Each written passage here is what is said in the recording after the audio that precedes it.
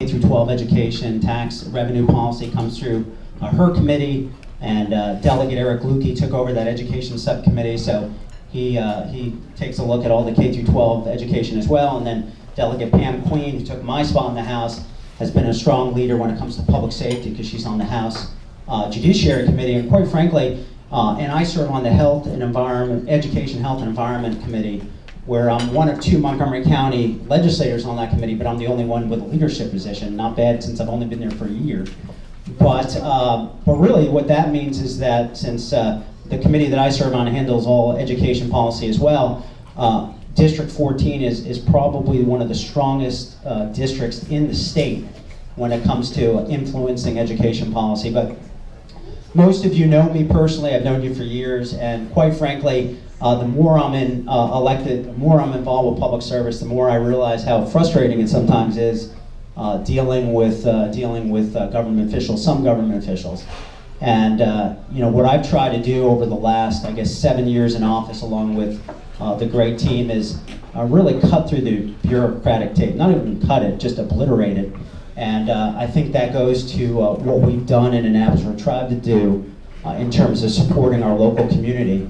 And you know, I was so pleased to see the Olney satellite station on one of the tables, because we were very helpful in bringing $10,000 back for that. And it was great being with Greg today at Brook Grove Retirement. You know, I love groundbreakings, but I really love ribbon cutting ceremonies. And we brought back $150,000 for that. And you know, the Olney Boys and Girls Club is here, and this is the way we work in Annapolis. Is, look, we work for you. That's what we do. We work for you, and our job is to make your life easier. So when we sit down with organizations and businesses throughout our district, and we're going to try to leverage money for them, we're going to do the work. And when the Olney Boys and Girls Club came in, when Friends House came in this year, and when Laytonsville Lions Club came in, we said, look, you just need to testify in the Senate and the House, and we'll take it from there. And as a result, we were able to bring back $150,000, my team and myself, $150,000 for the Olney Boys and Girls Club, $50,000 for Friends House. We brought back $5,000 for Laytonsville in terms of a medical center that's going to serve the entire community. And quite frankly, that's just what we've done to help some of the local businesses in this area. But that doesn't even speak to the $200 million that we brought back from the bricks and mortar budget, called the capital budget for the state of Maryland, where we're going to be investing, and we're waiting on the Board of Public Works to approve it. But right now, it looks like we're going to be bringing back $9.2 million in state money for Farquhar, $400,000 or so for Greenwood, and that really speaks to our investment. Also, $95,000 for MedStar right here in our district for mental health and addiction services for their new wing. And I spoke to the president yesterday of that hospital, and he's very appreciative of that. But really, it's about where the rubber hits the road. And one of the things that my committee that I serve on also covers is alcohol. And we've got a lot of great businesses in this area: the Olney Winery, Brookfield Beer Farm, Luedtke, and actually it was Delegate Luedtke who really thought about, hey, what can we do to help some of these local farm breweries in terms of expanding their food? And I put in a bill in the Senate and got it out, I think the same day that we introduced it, and fought it out in the House a little bit. But now Luedtke and the Brookfield Beer Farm can be able to sell any kind of food they want and expand their business. And when you look at the Olney Winery, they came to us about 3 weeks left of session. So this was like day 65, and said they needed basically an emergency bill that would allow them to serve beer at their place to make them more competitive. And we put in a bill, and it's now on its way to becoming law to allow that business to expand. So, you know, for us in Annapolis and myself and the team, it's about, you know, making sure the rubber hits the road in terms of, you know, delivering for our community, always keeping the door open. And we had a lot of other legislation that I was supporting and also sponsoring, and another small business bill that I put in that just ran out of time in the House of Delegates was called the Job Reinvestment Act. You know, I feel like we see small business, but what are we actually doing to help small business? So I worked with the entire Senate leadership and Senator Bill Ferguson from Baltimore City, creating this bill called the Job Reinvestment Act that would actually, when businesses qualify, it would put withholding tax back into the employer's pocket for every new job that they created and retained. So that way we're actually encouraging people to hire and retain employees. And although it ran out of time this past session, I'm hoping to do something again next session. And then we still see that there's an issue of foreclosure, and I sponsored a bill, and nothing could ever be done in alone in Annapolis, and that's why it's great to have the support of the team helping with these stuff on the House side. But we passed what's called the Mortgage Forgiveness Debt Relief Act. So that means when say someone's home is worth $100,000, but they owe $150,000, and they go into debt and then foreclose on that $50,000 is taxable. Well, it's a federal law. If the federal law doesn't extend, then this state law will take effect and cover them on their state taxes. But really tonight, it's an honor to be here, and appreciate you all allowing me the opportunity to be here, and I'll throw it over to Delegate Ann Kaiser. Or Luedtke or Kramer.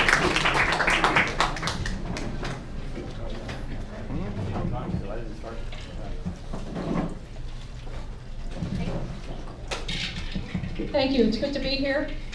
Does it work better a little bit further away from my mouth? I was hearing a little echo before. Really is great to be here tonight. Great to see so many people and a lot of familiar faces and also some new faces. I've been serving in the General Assembly for 15 years. The time has gone by quickly. That's true. I started at age 15. That must be the explanation. One of the things, I did bring a few things with me that I don't know if I can reach right now.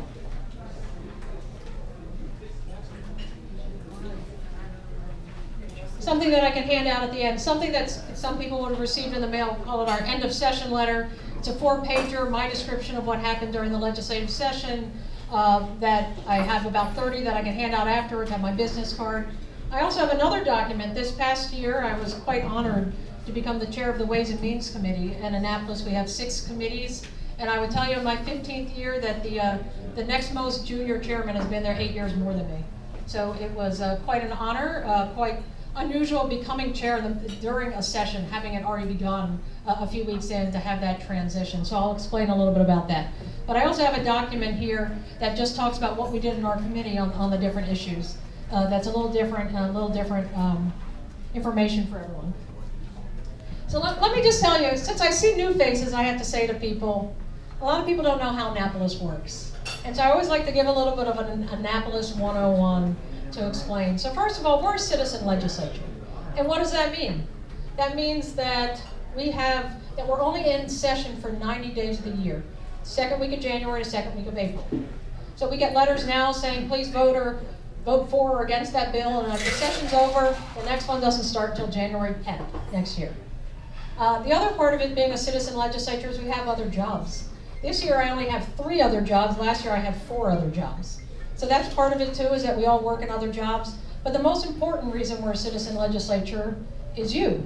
And that really relying on the input of all the people that we represent in the area, based on your expertise from the work you do, from what you've studied, to what you know in your local community. And while there's people here that have my number and have my email that I've talked to over the years on different issues, I've also had different people reach out to me that I've never met before, and we just meet at the local Starbucks and we talk about an issue. One person from the Olney community told me about a tax credit issue years ago that people were cheating on and was costing the county and the state a lot of money. After I met him at Starbucks, I called the county and said, is this real? This is this awful situation, this homestead tax credit that Rona Kramer helped me pass when she was in the Senate.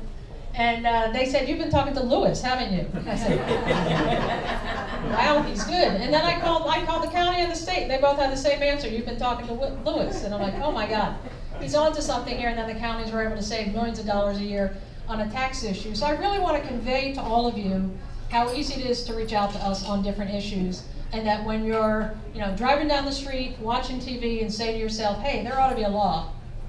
Or on the flip side, why do we have that law? Call us. It's that easy to reach out, and glad to have that conversation. And then the other part of the Annapolis 101 is to say we have 6 committees in the House of Delegates. They have 4 over in the Senate. A lot of people have said to me over the years, because I've only served on the Ways and Means Committee, people are DC focused, and they say to me, what committees do you serve on? And I always say, well, just the Ways and Means Committee, and they say, oh, like I've been punished and only got one assignment because I must be so awful. But all of us serve on just one committee. Now, if you think about it, we have a weird set of issues on Ways and Means. We have taxes, as people would suspect, but we also have education policy, election law, and gaming. Gaming might make sense to people. It's about bringing money into the state. But while it seems like an odd mix of issues, it's because if you were to think about it, we have one committee that just works on the budget in the House. We have one committee, the Judiciary Committee, that deals with all crimes and misdemeanors. Basically, everything else is cared for by the other 4 committees. So it's a weird mix and why you put the different things together. So we do a lot of issues that way through our committees, through subcommittees. The other thing people like to say to me is, Ann, why did you vote in favor of House Bill 353? And I have to look at them and think, I don't know what House Bill 353 is. And it always disappoints people because from your perspective, you've been talking about it in the community, you've been getting emails from your civic association, emails from another group, everyone's up in arms about it. But from my perspective, 1,600 bills in the Assembly in a 3-month period, 400, our committee has the most of any committee. Of the 6 committees, we all introduce our own bills. There's the priority bills, there's the big ticket items. It's just hard to pay attention to each and every one. So always I can get back to you after the fact to explain what went on. There's not much time left, I'm sure. And, like you said, they could always take a while. One of the things I would say about our state budget, and a lot of you probably know this as business people, from the state's perspective, however, the budget isn't just the numbers, it's also a reflection of our priorities. Where we invest our money has to do with what our priorities are, whether it's education, public safety, transportation, healthcare, the environment. And the budget is really a reflection on that. In the last 3 years, the budget has gone up by $5.3 billion. And in that time of the budget going up, we haven't increased any taxes, and I'm proud that we have not done that in the Assembly. But I would point out that the costs have gone up in a whole range of areas. And again, the governor puts in a budget, the legislature can only cut that budget. So we have done some cuts along the way. When it comes to taxes, and that's one major part of my committee, obviously, so I'll wrap up from here, is that while there hasn't been any broad-based tax cuts, it's been more a function of how can we make some targeted relief or use tax credits in ways that spur investment and spur innovation. And we probably get 50 or more of these bills every year, with everyone's making the case, this is the one that if the state invests in it, it will turn around the dollar so fast, it'll bring back money to the state. And it's always a hard calculation to make, certainly. And we passed a limited number of these bills this past year. I was proud that we worked with Governor Hogan this year on his main tax priority, which was a manufacturer's tax credit, trying to bring companies into the state of Maryland that are doing manufacturing. His bill only looked at bringing companies in. We were concerned, and to 6 specific jurisdictions and not ours. And it didn't seem right, and it looked like the way the bill was originally drafted that a company could move from one of our county or another one to one of these 6 counties and get this benefit, and we thought, well, that's not helpful. So we changed his tax credit to also help manufacturers that move anywhere in the state. And so that's a big thing. And then we also, when you think about the I-270 corridor and so many other companies that do business with them or related businesses, we passed both a biotechnology tax credit that extended the number of years to get the credit, as well as an R&D tax credit to increase the number by $3 million, how much money would go into it. So there is so much more to say on so many other areas. I just want to wrap up again by saying it's good to see everyone here, and that there's, again, if none of us mention your key issues because we only got 5 minutes, that it's important and that we can always get back to you and really just appreciate your input. And I'll pass on next to Delegate Pam Queen.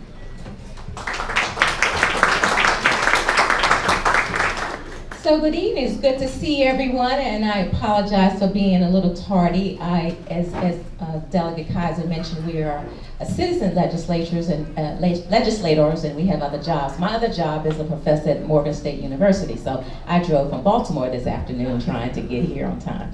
So one of the things I want to talk about and why it would be, what might be interesting to you as part of the chamber is that I do come from a business background. So being a professor in the School of Business, my approach to legislation is to try to see how does it, what's what's the best bang for it? What's our return on investment? Why is this good for not only the social case, but also the business case? And so that's the approach that I try to take as we look at some of the legislation. And so some of the things that we tried to get passed this year, or some things we did pass this year, kind of talks or kind of shows you how I kind of think about that process. So being on the Judiciary Committee, as was mentioned, that's one of the committees that deals with public safety and some of those things. Well, I introduced a bill that we've been looking at this, what we call justice reinvestment. The idea that we look at criminal justice in a way that we don't penalize people who may have drug problems, and we try to rehabilitate folks and get them back into the workforce. And so with that initiative coming forward, we should have in the next couple of years more people coming back to the community. Well, what does that mean from us from a business standpoint? Well, they're a good source of labor, right? If they're well trained, right? You have people you can employ that could contribute to the tax base. From a business standpoint, what does the state want? We want to increase our revenue stream everywhere we can. We want to increase our revenue stream and take as many people off the roll of our social welfare roll, or whatever you want to call it. So we have this body of folks who come out that we've been basically taking care of in the prison system. We take care of their housing, we take care of their medical care, we take care of all their needs, and they do not contribute well to our tax base, right? They come out, they have low-paying jobs, and possibly still need to have some kind of subsidies to sustain. So what if we could have these folks trained in skilled labor, electricians, plumbers, where they're going to be now contributing to our tax base and not taking so much away from it? Doesn't that sound like a reasonable approach from a business person? So that's what the bill that I put forth, that what we would use any money that we got from trying to rehabilitate folks and train them before they're released, so that they could not only be productive in the community, contribute to our tax base, and maybe not commit crimes again so they go back into jail. So that's a way of looking at issues from a business perspective. Another approach that we looked at, a bill that we helped to co-sponsor, was with our veterans. Why is Maryland, we talk about Maryland being open for business, but Maryland is a great place to come if you're a business. Why? Because we have great access to, airport, we have great access to highway, we have great access to that, we have a harbor. We also have great schools, people love that. And we have pretty safe communities. You have a few areas where we have some issues with public safety, but overall, this is a pretty good state to live in. So, but what does an employee want? Well, an employee wants a steady person that's going to be dependable and going to show up and work hard. Who are one of the best folks who do that? Veterans. If we could get employees to get some kind of tax break for hiring veterans, then that would be a good thing, a win-win for all of us, right? So we introduced a co-sponsored bill that looks at employing veterans, making sure small business hire veterans, they get some tax incentive. So those are the kinds of things, again, that we think of from a business standpoint. And the last bill that we didn't get through, but we're going to try again next year, is one, again, for looking at women in our workforce. We know that women are going to become a large number of our workforce in the future, and to give companies incentives to provide on-site child care or child care subsidies. Because when women leave the workforce to go have children, that's a loss to the business. That's a loss of knowledge that's gone out the window that we have to now retrain people and pay more money for. So again, those are some of the legislation we look at from this business standpoint. Any thoughts on that? Is that the way you want legislators thinking for you? Maybe? Yes? No? Well, okay. If you don't, let me know, because I'm always ready to improve and try to make sure that we're doing the things that make sense from a social standpoint as well as a business standpoint. So thank you for your time.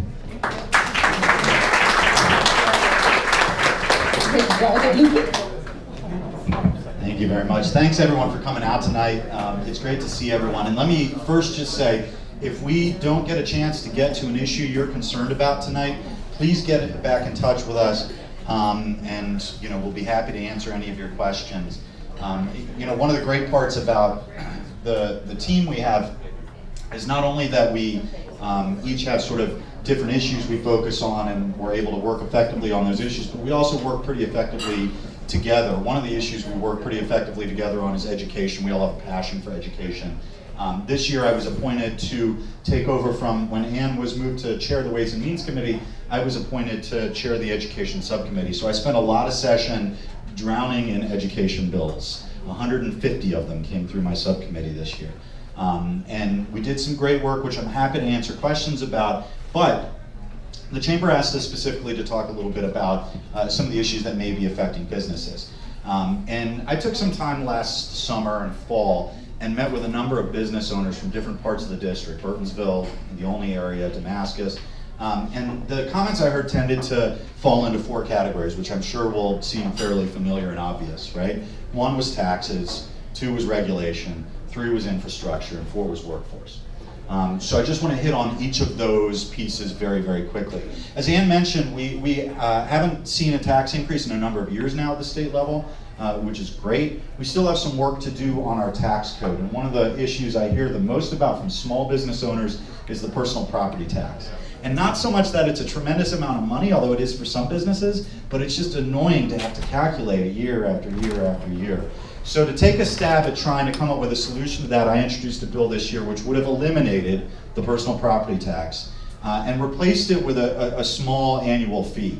It would have been revenue neutral to the state, but it would have been predictable to business owners. That bill was what we call a floater. It's an idea that I was floating for the first time. And I got some really interesting conversation going on in Annapolis. I'm going to keep pursuing that because I think it's important that we try to reduce the complexity in the tax code. 2 tax bills that I did get passed, which sort of tangentially relate to business issues. If anybody owns businesses related to home improvement or renovations, we got a bill passed called the Independent Living Tax Credit. It's designed to help offset the cost of improvements, accessibility improvements for people with disabilities and elderly people, so that people can stay in their homes. So that's going to be implemented starting in July. And I also got a bill passed which will help cut down on, believe it or not, as Craig mentioned, forgiven debt is taxed, including forgiven student loan debt, but not anymore. We got a bill passed this year as of July 1. If you have student loan debt forgiven for any reason, it's not going to be taxed by the state of Maryland. In terms of infrastructure, we don't have a lot of direct control over infrastructure investment because it's largely done through executive agencies. A lot of our influence is more indirect. But I'm happy to say that the Brookville bypass is still on track for completion. The larger project in this area, as you know, is the 97-28 interchange. And we continue to apply pressure to the governor and to the Secretary of Transportation on that. There isn't enough money to do every project across the state. So it's important the community keeps speaking out. We need to be the sticky wicket and keep bothering the administration until they fund that project. I just drove up that way to get here, and man, is that intersection a mess. We need to do something about it. In terms of workforce, 2 bills to mention in particular. We passed legislation creating an adult high school pilot program. We've got tens of thousands of people in Montgomery County who don't have a high school degree but are adults.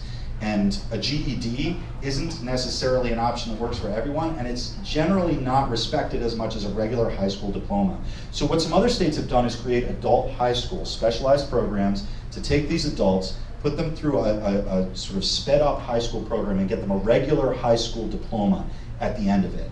So we're piloting 6 of those schools across the state. That's going to be a program that expands rapidly. And we're beginning to get deep into conversations about apprenticeships. In England, there are apprenticeships, people tend to think of apprenticeships as like building trades and stuff like that. In England, there are apprenticeships for bankers. There are apprenticeships for people that do coding. There are apprenticeships for all sorts of white-collar fields you wouldn't normally think of as apprenticeship fields. So we're starting to have conversations about using that as an alternative for people to train for the workforce and to help make sure we're meeting the workforce needs of our businesses. So I hit infrastructure, I hit taxes, oh, regulation I forgot. You guys love regulations, right? Yeah, look, I think the problem with regulation isn't regulation itself, it's how it's done, and it's stupid regulation. Regulation should be done collaboratively, and we need to get rid of old, bad regulations that don't make a lot of sense. Craig mentioned one of them. he and I introduced a bill this year on behalf of Brookville Beer Farm in Waradaka, which are what are called Class 8 farm breweries. It's a special type of brewery. There's only like 9 of them in the state, and we've got 2 of them right here, right up the street. And they're also both ranked top 10 breweries in Maryland recently, which is pretty awesome. In the state code, they were allowed to serve a specific list of foods. Chili, but not cheeseburgers. They could serve a salad with steak on top, but not a steak. Those are the types of laws and regulations that just make absolutely no sense. And the Alcoholic Beverages Code is probably the worst part of state law for it. For example, it is illegal, technically, in Montgomery County to serve alcohol to anyone with an intellectual disability, like dyslexia. That's still on the books. Now, some of those laws aren't enforced anymore and they don't make a lot of sense, but some of them are, and they really affect businesses. So what I'd ask you is, in your particular field, because these tend to be very specific rules that are in regulation or law specific to a specific field, if you have something like that that's bugging you, that you think doesn't make a whole lot of sense from a public policy perspective, that we could get rid of, that would help you out even a little bit, let us know. Because those tweaks, we know those tweaks can matter to your business, and they're relatively easy for us to get done in most cases. And with that, I will stop and let us do questions. Thank you very much.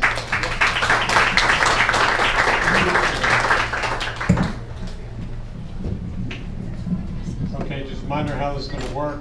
These aren't marking our questions. Everyone can please supply us with questions. There are 3x5 cards being passed around. So we also have we wanted people to sign in today, name, contact info, and their business affiliations. We're just going to start passing it down the tables, and if you would all be kind enough to complete that, that would be great. all right, here's the first question. I guess you guys can decide who's going to answer it.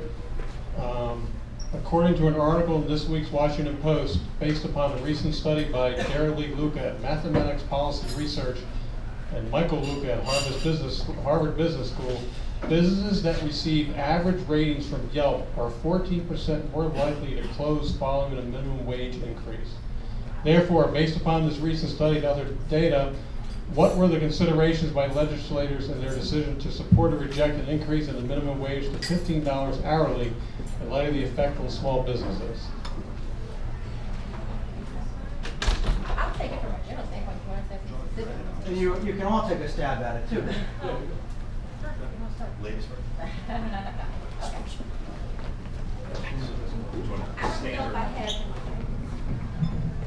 I don't know if I have all the details on why we, and we can go to some, why we think that $15 minimum wage here in this area makes sense. But I do want to talk about it from a general standpoint. So as I had alluded to before, in terms of what business wants and then what the state wants. But business wants to be able to have business, do their business, and to be able to pay folks at a reasonable wage and not to be able to make a profit, right? That's the focus of the business, to get good employees to pay a profit. What we want from the state standpoint is to be able to have people to be self-sufficient, because many people who come into our tax base and provide revenue is helpful to the state. This area specifically is very hard to live off of $15 an hour. I mean, we can talk about state numbers and we can talk about how we look at poverty rates throughout other places in the US. But here in this area, that is a very hard thing to do, to have people live self-sufficiently off of less than $15 an hour. We can look at other numbers, like we have sustainability index numbers. We can look at other areas that look at what they call the ALICE number, that looks at your assets related to what your income is based upon where you live. But what I would suggest that we should do is to look at ways we can help small business in terms of offsetting that now cost that you're going to pay in terms of providing that wage. What can we do? We can help provide, we talked about some of the infrastructure types of investments. We can incentivize you for doing that. We can incentivize you for providing training or employing certain types of people. We can give you some breaks other places, but I don't know that not paying folks $15 an hour will work well for this area. That makes sense. You know, we don't have a follow-up to that question. Oh, okay. I didn't know if you had something more you wanted to Okay, Pam, you want to hold on just a second? The follow-up specifically is the analysis that you as a delegate take. When you know now that there's data out there, how do you personally balance businesses going out of business and no longer being in existence and paying and increasing the mandate by increasing that minimum wage? What's the balance? What's your analysis? So the way I would approach that basically is, again, are we talking specifically to this area, right? Because again, you know, we can talk about what may happen in some other area where businesses go out of business, but what happens in this area? So we got to make sure that what we're comparing makes sense for this sort of area, this area. The data is from the San Francisco Bay Area. Right. So the demographics for that area are somewhat similar to this area. They're somewhat similar to this area, but they're what, you know, I don't know that they would be exact. But I would still say that we need to find areas that are a lot more like us in terms of our demographics and what we bring to, you know, what we have. The other thing that we have here in this Maryland area is that we do have a large base of people who are well educated. And what happens when you have people that are well educated? They demand higher salaries to be competitive. You have to be able to be competitive with what's around you. So that's one of the issues we need to look at. But again, I would say that I would really want to study areas that are similar to us, and then I would look at other ways businesses, other areas, states can help businesses survive once we increase minimum wage. Because I don't necessarily think that it's necessarily going to mean we can't find other ways for businesses to lower their costs other places. So that's my thing. I'll just add a little bit to that. First of all, to the original question, I'm really glad there's not a Yelp for politicians, because it sounds like Yelp has a lot of control over business success there. You know, I think it's a valid question, not just with minimum wage, but with paid sick days and any sort of workforce mandate. Right? There's a balance we need to strike between the public interest to make sure that there's a minimum level of self-sufficiency for workers. The public interest in terms of revenue, right? Because if people aren't making enough money, they're relying on state programs, and they're taking money out of state coffers. And the needs of businesses. So I think, you know, the only real general answer you can give to a question like that is that we need to very carefully look at the question and look at it from an economic perspective and not a political perspective, right? And a lot of times the minimum wage debate in particular gets caught up in questions of politics. The effect on businesses of minimum wage increases depends on how big of a jump they are, how gradual they are, how often they are, right? We don't want to be increasing the minimum wage every single year forever, if only because that's a lot of paperwork to be doing. And when we do get to the point, because it will eventually happen, right? We've seen since minimum wage was instituted in Maryland, a total of, I think, 17 or 18 increases over the years in the minimum wage, back to when it was less than $1 an hour.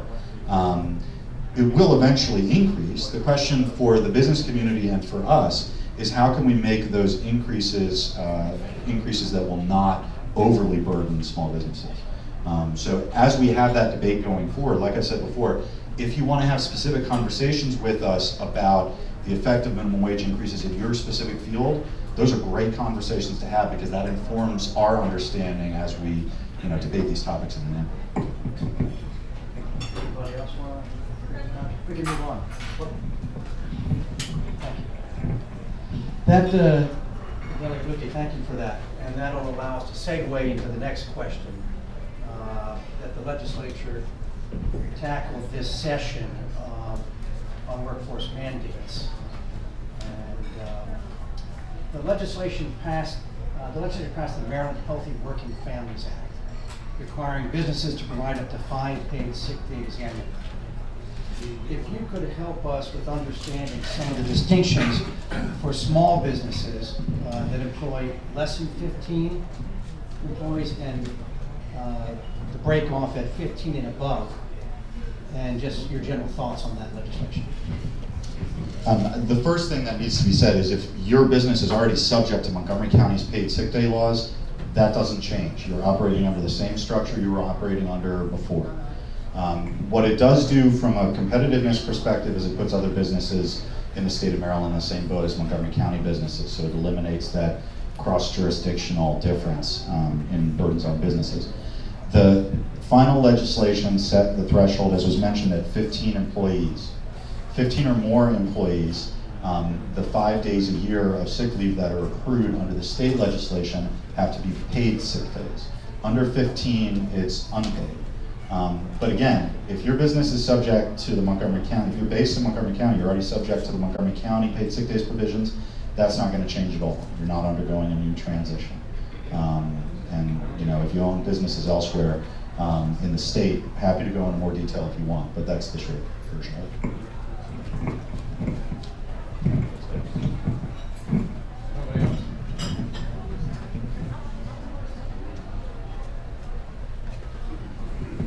All right, the school system continues to absorb, I guess it affects both counties more than the state, but it also affects the state. The school system continues to absorb many children undocumented from families not paying into the tax base. What steps can be taken to stem this tide? The education system cannot continue to absorb this level of recruited families.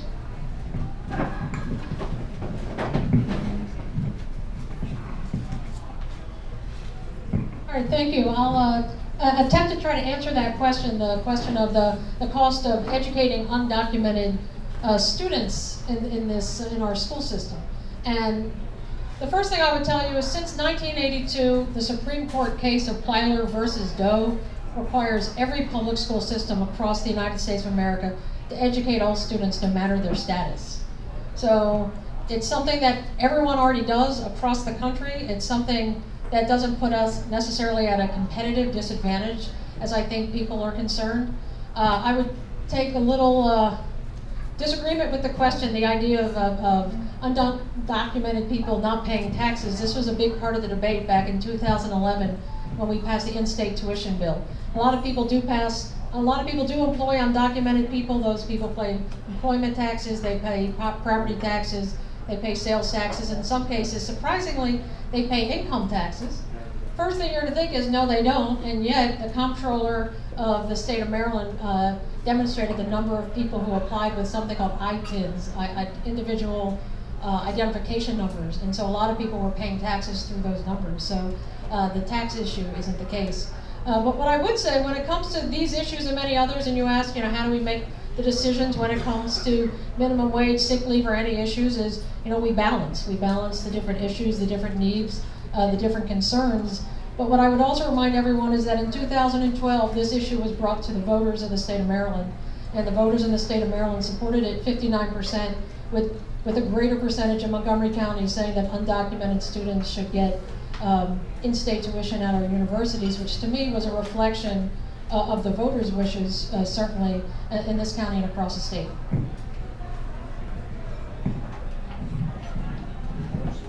Well said. All right, the next question is a somewhat general as well as specific. My very first job growing up here in Montgomery County was as a waiter at the Hot Shops restaurant on East-West Highway. Yeah, I'm old. And then I had a short stint at their headquarters back in the day on River Road. Anyway, to segue into the next question, the business community has been a little alarmed over the last years by poaching from surrounding jurisdictions of some of our best and brightest and most significant substantial employers bolting across the Potomac River to Virginia. And it happens on a regular basis. We can't always stop flight, but we want to bring new businesses into Maryland and do the best we can to retain our own. This year, the legislature worked with Marriott Corporation on a package to keep them here in the state, not moving to District of Columbia or Virginia. Some of their stated reasons for wanting to consider the relocation was because of infrastructure, being close to the millennials, and therefore an urban position, and that's why I suppose DC was looked at as well. So if you can give us a little bit of overview of what goes into considerations when the legislature is called upon to be involved with the governor in a matter like the Marriott matter, and then we read recently about some continued negotiations with the legislature on the Marriott package. Thank you, Mark, for that question. I think there's two moving pieces here. One is, we want to attract and retain big businesses, but also it's very important to do the same for small businesses. That's why I was very proud to partner with the Chamber of Commerce on that Jobs Reinvestment Act that I was talking about. But I think in terms of the legislature, I mean, the way that our posture is when it comes to any business, especially business where there's competition with other states, is so what can we do to invest, and how do we make sure we're protecting the taxpayer money that's going into it? Because it's really about not only creating jobs, but making sure that we're putting taxpayer dollars to good use, because at the end of the day, it affects all of our pockets. So in terms of Marriott, this is actually, it's over a 10-year agreement that went forward that will have the state of Maryland invest $20 million over a 4-year cycle. The governor and the legislature agreed. But there's a lot of clawback provisions. I mean, one is this is a $500 million investment for our area when it comes to what's going to be invested in the local economy, and more than 3,500 jobs that would be associated with it. And when I talked about taxpayer money, one of the things that the legislature looks at is, okay, well, we're investing this taxpayer money. What can we assure that these jobs are going to stay in Maryland? Well, that's why we have what's called a clawback provision, just meaning in terms of if things don't go well, then we have an opportunity to get some of that money back. But this is what the agreement says is that the state of Maryland will be doing $20 million over the span of 4 years, but Marriott is promised to invest $500 million of bricks and mortar funding to our area. It's called capital, but $500 million, and making sure that it retains at least 3,250 full-time jobs and then 250 contractual jobs. And that's the type of investment that we want. But I think the one thing that we can't forget is, yes, we want to stay competitive with our neighbors. Yes, we want to keep jobs here, but I think we need to make sure that as a legislature we're taking a balancing between what we're doing for big business and also what we're doing to support small business. I just want to add just a general comment to that, So again, just to kind of add to the state's role and what we can do in terms of attracting business. So I'll just make a comment. I grew up in DC, and so working at hot shops was a great thing to do in the summer months. But being in from DC, one of the things that was the problem was, how do I get there? And so one of the things we have to do from a state standpoint, not only in terms of having business and attracting business and people here, we got to make sure that they have a way to get to work. What is the infrastructure? What do we have a red line? Do we have, bus rapid transport so people can get to those places? So I think the state's role is to make sure, as we look to bring business here, that we can supply them with people who can get to them, get to work, and then provide them with those sort of tax incentives so that as they invest in our people in the area, that they get some kind of incentive to do so. While you're on that, Pam, if you don't mind, could you tell us a little bit about the state of the Purple Line? I don't know the state of the Purple Line. Why does Pam get all followed us? Do you not like She brought up transportation. the